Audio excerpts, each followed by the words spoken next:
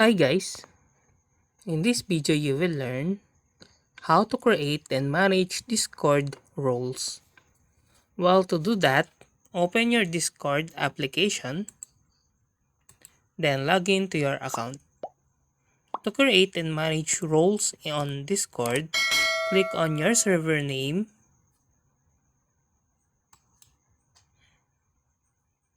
then navigate to the server settings, then click roles. Click on the create role button, then rename your role name.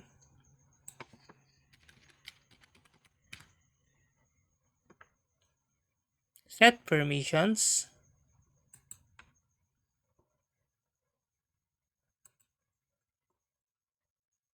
and assign a color.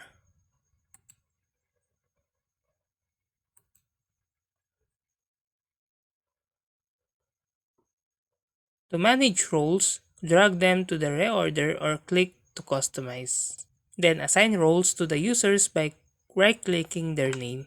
Use roles for moderation, categorize members, or control access to channels. Regularly review and update roles for effective server management. And that's how to create and manage Discord roles. If you like this video, please click the like and subscribe and ring the bell icon to notify you to our next video. Thank you for watching.